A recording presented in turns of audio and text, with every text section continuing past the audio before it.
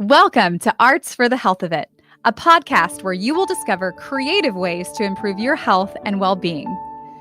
Someone may have told you that art isn't for you, but they were wrong. Anyone can create arts for the health of it. No talent or experience necessary. I'm just a little songbird, try to fly my way homeward with the melody, and I make the beat. Don't know where it'll take me, cause when I'm in the dark of night, I sing my way back to the light. Come along with me and your heart will see that a song changes everything. Oh, oh, oh. Welcome to the Arts for the Health of It podcast. I am your host, Richard Wilmore. I'm your co-host, Constanza Rader. Yay! And we have a really great episode today that I'm excited to share with you. We just talked to Nick Fagan, who is an artist, a visual artist. He works a lot with found objects, which I think is super fascinating. I was like, It's so cool to walk into a thrift store. At the end of the episode, you have to stay for that because he kind of walks you through how you should go to a thrift store. Like him and Macklemore are just at the thrift store. Popping tags. Picking out all the things to make some amazing art. And if you're listening and not watching, make sure you're watching at least the beginning because he gives a quick tour of his studio and he has some amazing pieces. So cool. But first, we have a special guest with us today. We have Carol with us. Carol. Hi, Hello. Carol. Thank you so much for having me. Thanks for being here. Carol, we've known you for a little while. You were an artist in residence with Hearts Need Art for a little while. You're a musician. Yes. And you are also a caretaker. Yes. Do you want to tell us about your hospital experience and your experience with Hearts Need Art? Yeah, so I wanted to start by a note from my journal. I was going through my journal this morning on when I had written when my husband was in the hospital. And the first thing that I wrote down, I said, we were so blessed by these two musicians who just came by our room who volunteered with Hearts Need Art. They sang a couple of our favorite Christian songs, which made us cry. And they were so sweet and caring. We prayed together and talked a bit and found out that we have a mutual friend as well. Such a small world. So my husband was about to undergo a bone marrow transplant. And earlier in the year, he had been diagnosed with an incurable disease which attacks your organs called amyloidosis. Upon that discovery, they also found cancer, 2 small tumors on his left kidney. 22 rounds of chemo were complete. Now we had the bone marrow transplant and kidney surgery that were in our future. And so when we were there in the hospital, having Hearts Need Art come in right away really made a big difference to us. And it really helped us a lot, just signifying that we really had people that did care along with us. That makes sense. Well, I know we all loved working with y'all, and then we were really excited when you asked to join our team and work with other patients and caregivers, and we're really grateful for that. And so we have our new Gratitude Grams program where we're expressing thanks to our professional caregivers, our healthcare providers. And anyone can go to our website, heartsneedart.org, and click on the Gratitude Grams tab. And you can write a note to express thanks to healthcare workers. And then we include these notes in videos that we send directly to them. They get them in their inbox. And Carol shared a note that we thought was so beautiful, and we wanted her to come on and read it just because, our healthcare workers are so important to us when we're going through health challenges, and it's important to thank them well. So Carol, do you want to read what you wrote? Absolutely. Just before I read this, not only were every single doctor and every single nurse amazing, but I included the Hearts Need Art volunteers, not myself because I wasn't volunteering at the time, but just we all take for granted everything that everyone does. And so that's where this little prayer comes from. So I said, "Dear amazing healthcare worker, my prayer for you today. Lord, give them strength and wisdom when others need their touch, a soothing word to speak to them their hearts yearn for so much. Give them joy and laughter to lift a weary soul. Pour in them compassion to make the broken whole. Give them gentle, healing hands for those placed in their care. When they become weary, give them rest, which is so rare. Their work is sacrificial and cannot be undone. God bless our healthcare workers, each and every one." Oh, that's so beautiful. And our heartfelt thanks and gratitude to all of our healthcare workers right now, going, on year 2 of COVID. We know burnout rates are high, and we just want all the healthcare workers listening to know that we love you and we're behind you, and we're very grateful for you. Absolutely. So thank you, Carol, so much for coming on. We appreciate you. Yes, thank you so much. Love y'all. Carol, can we get an update on your husband? Yes, he is doing amazing, actually. He's back at work and he's got all of his immunization back again, and we couldn't be more grateful for Methodist Yay. Health. That's awesome. Yeah. Well, we're so...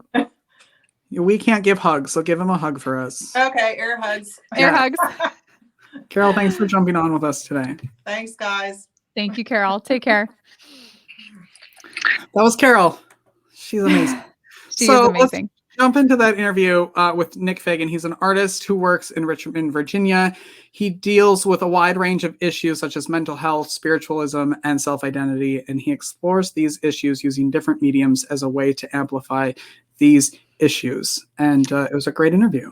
It was a good interview. And one note, we mentioned an art piece that's in the Smithsonian Gallery that we couldn't remember the name of the artist, but the installation was very striking. So if you want to look it up, we mentioned the installation is called "The Throne of the Third Heaven of the Nation's Millennium General Assembly." And it's by an artist named James Hampton. It's a beautiful art piece. So if you want to check that out while we're talking about it, that's the name of it. So you can Google it. Yes, because we had no idea what it was when we were talking about it. But then we looked up pictures and it's amazing. It is. It's very cool. Here's that interview with Nick Fagan. Richard, good to meet you. Thanks for jumping on today. Yeah, totally. How do you pronounce your last name? It's Fagan, Fagan. So just like it's spelled. I just wanted to make sure. Nick Fagan. Fagan, Depending on where you're from, probably the little accent. I'm from Wisconsin, so it'd probably be like Fagan. Like, there you not go. Sound great. Yeah, Midwest is like that too. Yes, exactly. If you are listening to this podcast, you need to jump over on our YouTube channel and watch at least the beginning part of this, because there is some amazing artwork hanging behind Nick in this video. Can you give us a little 360 tour again of your studio? Yeah, totally. So this is kind of like where I make most of my work and stuff. It's kind of changing all the time, but here's a little 360 from my couch. Oh, that's so cool. Oh. I love the mixed media. I love the 3D. Oh gosh, this is just so cool. And of course, I'm a huge fan of the crochet on your wall. Oh, thank you. As a crochet artist myself, I appreciate that. Can we get an upshot of that? Yeah, of course. That's so cool. So did you made that? Yeah, so I use right now I've been doing a lot of fabric work. So a lot of times I'm using moving blankets and crocheted blankets, and what I'm doing is stretching them over canvases or stretchers. Then I'm going back in and actually cutting the images with like the crocheted blanket under the moving blanket, and then cutting the moving blanket to reveal the crocheted, and kind of giving this kind of weird kind of texture and different kind of mediums meeting. The thing that I was drawn to when I was doing research on you was, I think that probably the first sentence in like your bio, that your art is a material reaction to my experiences with mental health and disability. And I think that 100% sums up kind of what arts and health is really. Yeah. basically like I have pretty severe learning disabilities with like reading and writing. So like growing up, it was really hard to express myself Mm. in general, like trying to communicate feelings and things like that. But I realized like through visual mediums, I could really do a better job at that kind of really kind of be able to express something that I couldn't write or say because it was just too hard to translate. So Mm. when you don't have those options, you find something like that. So I was drawn to art for that reason. And, you know, I still am drawn to it. It is like a conductor for getting out kind of expressions for me. Mm. What did you have a first time that you kind of discovered that art could be a language for you, an expressive language?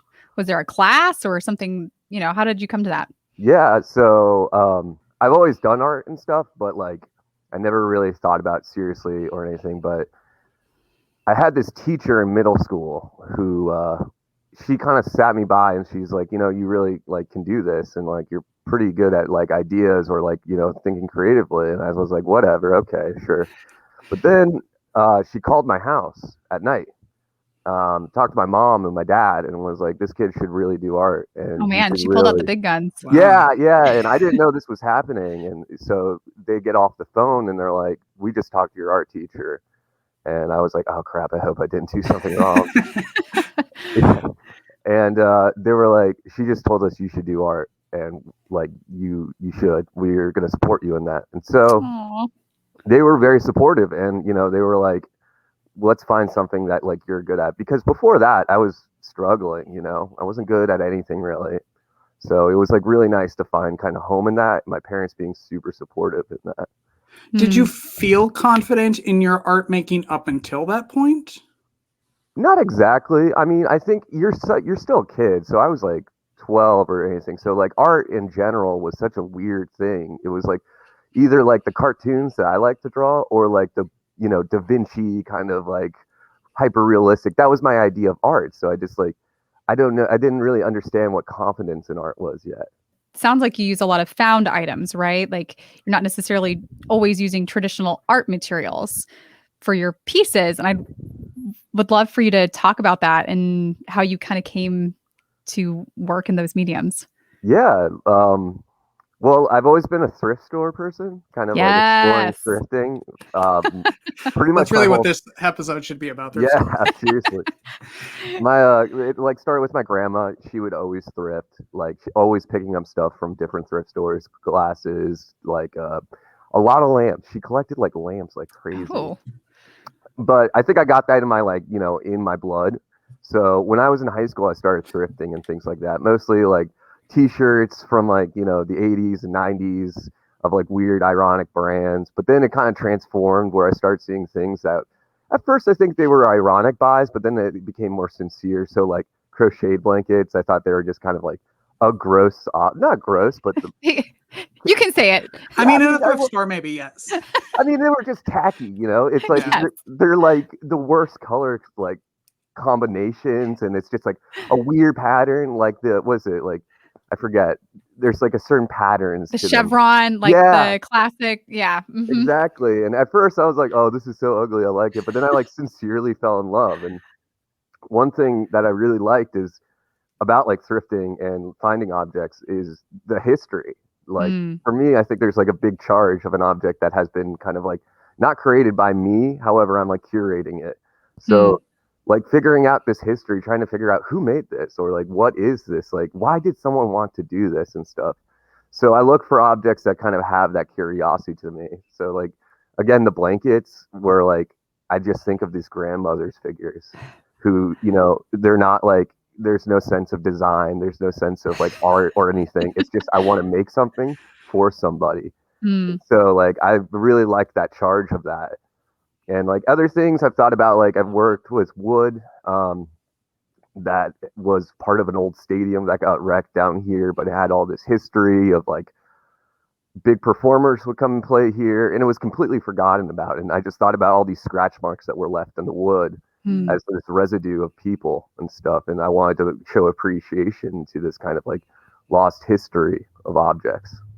I love what you said about like the proverbial grandmother's crochet blankets, and maybe there isn't a lot of formal design or pretty colors or whatever, but there's almost like the sense of artification in its raw form of making something meaningful to them special. Like their grandchild is being born and that grandchild is very special to them. So they want to make something and they may not have the tools to or the know-how to create necessarily something traditionally beautiful, but like what a beautiful expression of love and meaning in kind of its rawest form. Oh my God, yeah. That's like my favorite part of those blankets. They're like made for that. It's like, I love you. Yeah. And Oh, I'm stuff. gonna tear up. That's so I hadn't really I kind of find myself hating on like ugly crochet blankets too.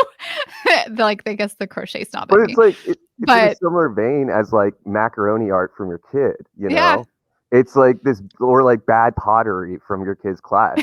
It's not good, so to say, but it's beautiful to you because Yeah. it's like so sincere and like this like really nice kind of like, I don't know, like this kind of like love hours kind of thing. Someone took time to build Yeah. this for you personally.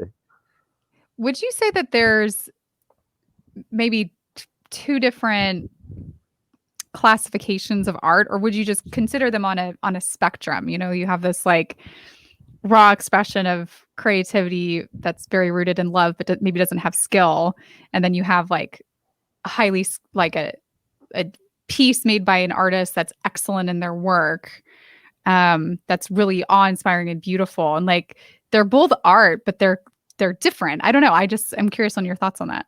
I think like let's call them like art worlds or something. That's what I like to think. That's like a really relative identity with the community you're in. So your exposure to art is kind of where you live or your community. If you go to art school, you're going to have a different kind of exposure, mostly to contemporary art, galleries, things like that. But say, or say you're, a graffiti artist and stuff, you're going to have a different exposure to that. And that's going to be your art world. Same with the person who's going to county fairs, seeing like maybe like a quilted piece or a soda can airplane or something like that.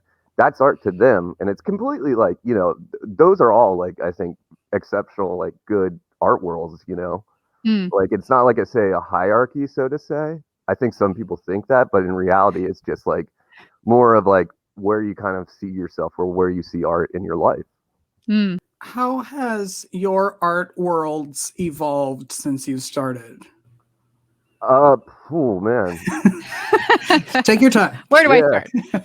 I mean, going back to when I was like, 10 or 11 and stuff or like 12 or 13, I really didn't know anything. I knew like Picasso, like Salvador Dali, a couple of them. And then my parents were, again, very like supportive. And so they were like, you should start really going to like do art things and stuff and start like maybe like helping out. So there was a local gallery. It was a community gallery that I started just interning at and stuff, called Grace up in Reston, Virginia. And they started showing kind of weirder art. I wouldn't say like completely kind of like conceptual, but there was like a lot of craft elements that I really didn't know about. So that was really kind of like, okay, there's something there. And I did a couple other programs. One of the big ones that really changed me was I interned at the National Gallery for a hot second in high school. Nice. Yeah. And that opened up like the whole world of like modern art and really seeing kind of like 20th century art and really like seeing how people have pushed farther. So I saw something that I really was attracted to and I wanted to chase more because I saw artists that were like similar. Like I remember the first time seeing Philip Guston and really being blown away, being like, wow, I can really like kind of like relate to this artist in a sense. Like I know there's like a 40-year or 50-year gap between when he was making his, but I feel a connection and there's a place in a format where it's being shown. So this is where I want to be. So it kind of advanced, and then you go to school. I went to art schools, and the more and more you get into that, the more kind of like-minded people you meet, and you kind of grow the community until your kind of community kind of expands so much larger, and you're kind of then in your own art community, and contemporary art, I guess is what we would call it and stuff. It's been quite a journey then, right? Yeah, I mean, it really is. It's wild to think about. It has to go all the way back to the beginning.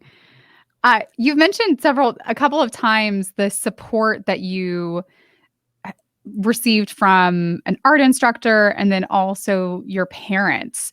Can you explain a little bit about how important that support was to you, what you think would have happened if you didn't have that support, and maybe what you might say to someone who wants to express themselves through the arts but isn't experiencing that same type of support?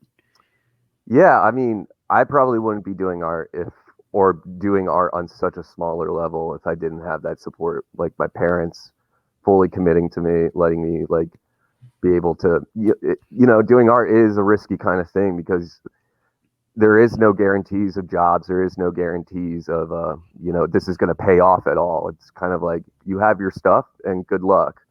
And, my parents trusted me and stuff. And were like, no, I think you can do it. And so having that support and being able to talk to them, especially when you're having a rough time of it, say like, there's been times where I just feel like I'm going to quit because it's just like, I'm not getting anywhere. I'm just like working too many jobs to just do this. It feels stupid. And I called them and I tell them and they're like, come on, like you got to get back up and do it. Like you got to keep on going. You can't quit on us, like, or you can't quit. And it helps me a lot. And same with teachers. I mean, that teacher in particular really started it, but I've always tried to find a mentor kind of figure to help me kind of work through things, to see how they did it or to just grow a little bit more in art, like learn how to do things. So teachers have always been important to me. And like right now I'm teaching a little bit and it's kind of cool to be on the other side of the table with that. Nice. Yeah. So it's really weird, like kind of being like, oh, now people are like asking for your opinion and like, what should I do? And it's like, oh man. But for people who kind of don't have support or have that, it is really hard. But I say the best thing you can do is build a community of like-minded friends of some sort of support of that nature where you can kind of go to them if your parents or like I don't know, whoever, like your teachers aren't the people who are like helping you. Building kind of an art community, building people that like are with you in this is going to be the best help for it. Doing art and just doing art in general can be very vulnerable and self-revealing process, right? And so having that support, I know for me and my creative endeavors is so important. You got to have people to remind you that no, you can keep doing this. Yeah. I mean, you go crazy. Like I've gone like crazy because it's just like, what am I doing? Like I'll find myself like sewing until like 7 p.m., like starting at like, 9 to 7 p.m. And I'm just in my studio freezing. And I'm like, what am I doing? Like I'm just like sewing a flower. Like why am I here? Like I could be enjoying life a little bit.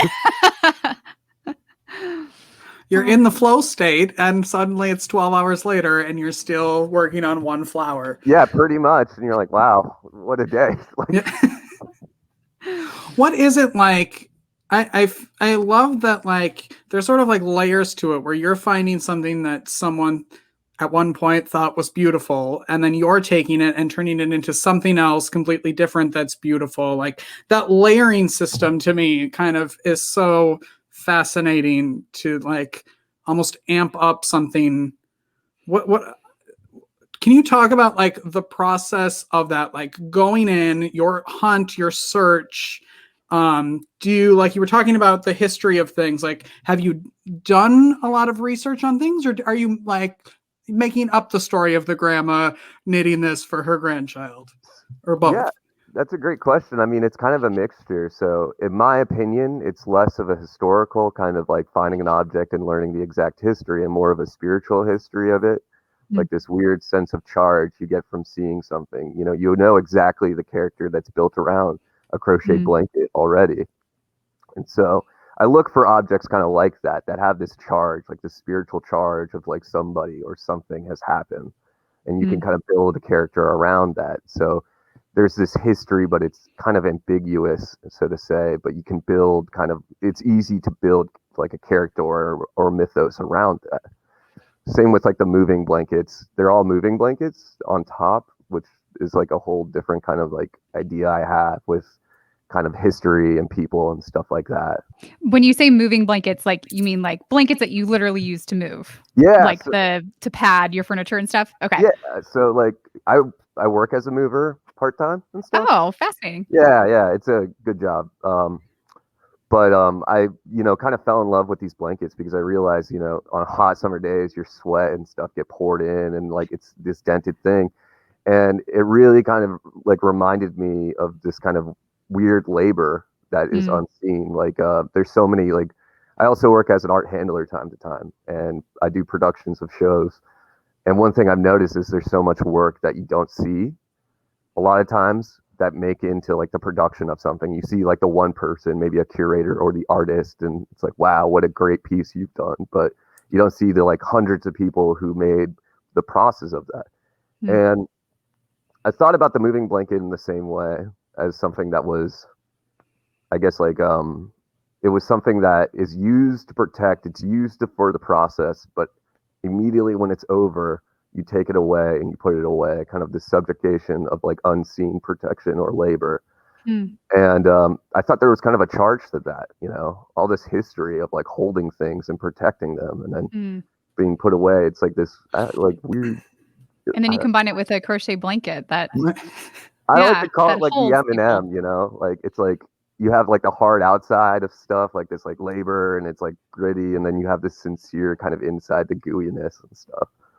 I want to know what you get, how it affects you making art. Like you talked about, the times when you're like, I can't do this anymore, and your family calls. Like, why do you keep making art? I like it. Of course I do. I think that's a big thing. Secondly, I don't know like what I would do without it. I've gone so far at this point. It's kind of like, I got to see it through the end. It's strange. I think about like, when I like, why do I like art, or like, why do I do art a lot of times?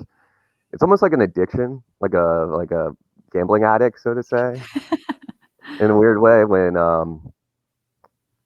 you're losing money a lot of times. You're spending way too much time in there, and you're constantly being like, "This is the one. This is the hand that I'm gonna win. Like this is it." And some people like will be like, "Oh, you know what? I spent too much money on this. I'm gonna leave the table." But for me, and I feel like a lot of other people who do art, it's like, hold on, I got one more. I've got like I feel this good piece coming. And then like a lot of times you'll get a show or something, or like you win a pot and you're like, oh, I'm staying on, I'm good. So I know that's a weird metaphor, but I think that's like it's a great metaphor. Yeah, it works perfectly. I mean, we talk to a lot of people that have, some sort of wounding around their creativity. They didn't have a supportive art teacher or supportive parents, and they were told that they couldn't draw or couldn't make art. And so then they they stopped, and they kind of cut themselves off from that form of expression and that way of expressing their voice. Yeah, that is definitely something you see a lot, especially in public schools and things like that. Like just art as like secondhand and kind of just cut off, or not being seen as like a serious thing. I know in my like high school it wasn't and stuff. So I could definitely relate to people just kind of calling it quits if they don't have a support team with them. Or like teachers or a family that is going to help. What's it like to showcase your work on a scale that you do? There's such a confidence in that, of being like, here's an entire gallery of my art. And I want to know like how that feels to put that out there to the universe, instead of, keeping it and just making art for yourself. And I always say I make a lot of artwork that ends up hanging on the walls of a garbage can, but that's where it needs to go. And it's very. But you enjoyed making it. But I enjoyed making it. So to be like, here, like that's such a huge piece of your soul out there. I want to know what that feels like. It's scary. I got like, it's a weird feeling, especially your confidence is really kind of shaky when you do those things, because you are putting yourself out there. You're putting your ideas out there, and you hope people like it, and a lot of times I like to like maybe spend like 30 minutes in the gallery that I'm having a show or something, and then I want to leave because I just feel weird because it's like I'm watching people watching my work, and it's like I'm trying to like see if they're liking it or not because like I'm trying to read their faces. I don't know. Like it's very uncomfortable, but for me, I always think there's like audiences for the work when you make it. So there's an audience for myself. There's like kind of a critique audience, and then there's like a personal audience of someone being entertained by it. So when I produce work, I have those ideas of the audience in mind. Who is this for, and things like that. For like shows and things of that nature, a lot of times like these are explorations. A lot of times I move from medium to medium and kind of try different things out. And so it's like these runs of productions, so to say, and it's kind of nice because I get to explore an idea and then I push that out and then I kind of start over again. So it's kind of like being able to show maybe like a project or something of that nature. So for me, like showing with those, it's just kind of like this natural kind of ending to something. Like when I show, it kind of like a lot of times that whole kind of a series kind of fades into a different kind of, or transforms a little bit into something new. What's something that you're exploring now that you're excited about? Definitely these crochet pieces. I started like probably December of last year. So I'm definitely exploring kind of the dualities of different materials, with say the moving blanket being something that's banal and like work and rough versus the sincerity of the crocheted blanket and the kind of purpose built for it, as like something you show and you give with love versus a moving blanket that's like beat up and kicked around, and kind of using that as like a duality, and then using this imagery for like a diuretic setup for myself. So the imagery kind of comes from different kind of like drawings that I do, or ideas for like a mythos of like my own issues and things of that nature. And they're self-referential in myself, and trying to work through issues that I've been having. Would you say that's also something that draws you to the art? And you mentioned this earlier, that there's a part of you that you can express maybe only through the art, and maybe share a little bit about that. Yeah, that is like probably the main reason, or one of the main reasons, besides the gambling addiction thing that I do art. Yeah, because I need to kind of have an outlet that is like kind of makes me comfortable and allows me to do like allows me to express those feelings. Allows me to kind of really just kind of like, I have a hard time writing and reading and things of that, and even talking about some of the things that I feel like. And so to have kind of something that I can pour into and kind of really just let loose and just kind of like let all those barriers down and just have it there is really nice. And it's kind of it helps me kind of just deal with things, like it's kind of like lets out all the gas or the feelings you have. So it's a fairly cathartic process for you, and would you say it helps to improve your mental health in that way? Relatively. I mean, I don't like I think it allows you exploration of the issues that you're having. However, it doesn't give you any solutions in that. So I can explore why I'm feeling a certain way. However, and like, it will open up more questions, so to say, but it doesn't really resolve or give you answers. It's a different medium you're putting your feelings in, so to say. Maybe someone who sees it can help you then. But I think for the self, it's a little bit hard to get away from it. Yeah, no, that's a really good point. It's very revealing, but then sometimes you need to go and take those questions to someone that can help you with kind of the next steps. How do you find that resolution? Yeah, I think that's like very important, because you can't abstract from yourself, you can like push it away a little bit or like try to get context, but if you really you need someone from the outside to look in to see like if these things are like being fixed, or is this healthy, and things of that nature. So art is a great way of like interpretation and maybe of like expressing these things that's happening to you. But I wouldn't say it's a solution to problems. So like, it's not like this is not like me being like, oh, this is therapy. It's me just doing what I'm doing as a cathartic like option and things of that nature. So I don't see it as therapeutic, so to say. because it's just something cathartic that I'm doing. Yeah. It's almost like a compulsion. Like this is how I express addiction, this. back to the gambling. Well, you found your voice. No, I was just saying you found your voice and you've held on to it. And I think that's amazing. Yeah. Do you like talking about the pieces you make, since they're so personal and they're so about your, mental health, and or is it like, this is it, take what you want from it, but please don't talk to me about it? Well, so this goes back to kind of the audience thing. I kind of think about my work in different categories of different audiences that see it, and kind of, I break it down for myself, the kind of like comment, or like, the viewer, and then the critic or the critique. So I do it for myself because it is a cathartic action that helps me express myself.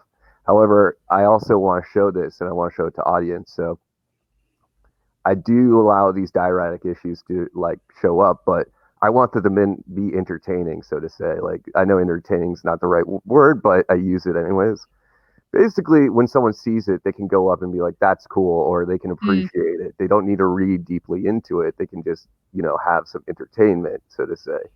It's kind of like, oh, wow, crochet blankets, like, neat. Oh, it's like, kind of like that. Like, or like, oh, that's a cool sculpture. Like, that's cool how metal is.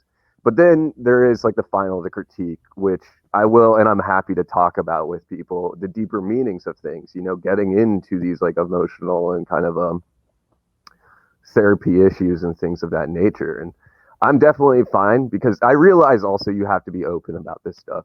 To shut down is not being helpful. And I think like, when you produce something like that, people are going to have questions, and you should, and if you're going into public with it, it's not something that you're leaving in your house. You should be able to answer them. You want to give them answers. So if people want to see your work and check it out, where can they go to see that? I have a website.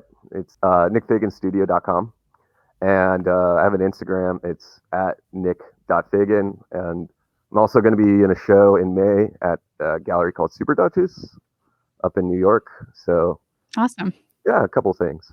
We try to throw in a like practical thing that everybody can do after listening to the podcast. And I would love for you to kind of give a prompt to someone who's like walking into a thrift store for the first time. Like, I'm gonna go, like, I keep going to like remember those old glasses that had like the flowers on them, and like, that's when I think of thrift stores, that's what I think of, those super vintage glasses. But can you kind of give someone something to like look for, or how to navigate that when they're thinking taking something and turning it into art? Yeah, I think this is what I do, and I think this is actually pretty fun to do, is put on your headphones, play one of your favorite songs on repeat for like 30 minutes, and then just walk around and just like look at things. Don't think practically. Don't think of like, oh, do I want this? Oh, is this cool or not? Just look. Look at form, look at color, smell, kind of open your senses to it. And this like kind of repetition, and this weird thing will happen, I think, where you start to really attract to certain things, and you don't know why, but you're attracted, like you were talking about the glasses and things. And like, when you're in that mode, you'll gravitate to things more. And so like, if you do that, I feel like you're going to find some weird things and weird things about you. I love that exercise because it's combining music, which, is kind of my thing. And then also all your senses. And that lines up, what we know about trauma. And when we experience trauma, our brain doesn't encode it in the verbal area of our brain. It's kind of encoded in a pre-verbal and kind of that subconscious part of our brain that responds to stimuli from the environment. So it's kind of a way to kind of tap into maybe that subconscious part of you that needs not just expressing trauma, but just that subconscious part of you that sometimes needs a different way to reveal itself than just the verbal spirit, expression. Like I like to call it the spirits, like the charge and the spirits of those things. That the energy, heart in the head, and you're like tingling from it. Yeah, that's a great. I'm gonna totally try that. I love thrift stores, and I can't wait to. Oh, it's a blast too. It's really okay. is. So I found an item that I like the vibration of it. My subconscious is speaking to me. What do I do with it when I get home? You buy it and you kind of then just sit with it. You know, I think one of the big things that I do is sit with objects for a long time. Mm. Like, just see what it's like translating and like let it be there. And then, you know, it's like a give and take. Sometimes I already know what I'm doing with something, but a lot of times I just have it with me. So I have like chairs and these plinths that I'm attracted to. And then I have a little bit of an idea, like maybe I'll use it for a drawing or maybe I'll use it for a sculpture. But I just wait until, say, something like kind of hits, or there is like kind of another object that interact that I think will like work well together. So it's kind of waiting and kind of like just building kind of an arsenal of these like charged objects that can interact with each other, and then you can kind of combine them and mash them and kind of build something with that. Do you have a favorite piece that you have found, or a favorite piece that you have made out of something you have found? There's a piece that really like growing up, and like it's from found objects. It's, I believe, in the National National Portrait Gallery, but it's this massive kind of like sculpture that is built out of tinfoil by a man from DC. Who kind of had this moment of like enlightenment about the new Bible and the new church and things. And his whole goal was to create this whole world for the new God and the new church. I forget the name of the piece and the artist, unfortunately, but it lived in this garage where he would pick up scraps and he would build over the years and years and years. And, you know, talk about like charge and like purpose and things like that. Like that guy really had it, and like seeing it, it's just unbelievable the amount of detail. I mean, books, scepters, whole kind of preaching areas. It's insane, and like seeing that and being like, wow. And then like, you know, seeing my piece, and I'm like, all right, that's a little bit like that, but it's like, wow, that's like intense. And wait, are you talking about like he has these whole vignettes of, it's all made of tinfoil? Yes. Oh, I've seen it. Yes. I've seen this. It is absolutely mesmerizing. It is an existential experience to walk through those. It's just crazy. This one guy had to do this, you know, like it's like, whoa, like what's going on? It's incredible. Talk. Wow. And then we're going to let you go because I don't want to take up all of your day, but what's the longest it has taken you to make a piece? 2 to 3 months, maybe. For one, when I was doing these large scale tapestries, they were about like roughly around, like the biggest one was 12 by 12 feet, and they were all hand sewn. Wow. And so I would just be sitting on the ground for hours, like a day, just listening to podcasts or music and sewing with fishing line, just slowly doing it. It just took a lot of time, but yeah, I would say maybe like 2 to 3 months. Well, now you have a new podcast to listen to, Arts for the Health of It. Yeah, I definitely will. Just saying, throwing that out there, you could listen to it. Oh, for sure. I'm definitely going to listen. Nick, thank you very much for jumping on and talking with us today. Yeah, thank you so much, guys. Nick. Yeah. And if you're listening, make sure you go and check out his website. He has such cool images on there, and follow him on social. And if you're in New York, check out his show. But thank you for being here. We'll talk to you soon. Yeah, talk to you soon. Thanks, Nick. Yep. Thank you for listening to Arts for the Health of It, a podcast produced by Hearts Need Art, creative support for patients and caregivers, in partnership with the National Organization for Arts and Health. You can help others learn about the healing power of the arts by subscribing, sharing, and reviewing the podcast wherever you listen or watch. The podcast is hosted by Richard Wilmore, co-hosted by Constanza Rader, and produced by Ivan Briones. Our theme song, Songbird, is written and performed by Natalie Lane. Visit heartsneedart.org to learn how you can support our mission to create joy with people facing life-altering health challenges. Join us next week to learn more ways you can create arts for the health of it. The views expressed on this podcast do not necessarily reflect the views of Hearts Need Art, their staff, board members, or other affiliates. All content is created for informational purposes only. This podcast is not intended to be a substitute for professional medical advice or to diagnose and treat any health condition. Always seek the advice of your physician or other qualified health professional with any questions you may have regarding a medical condition.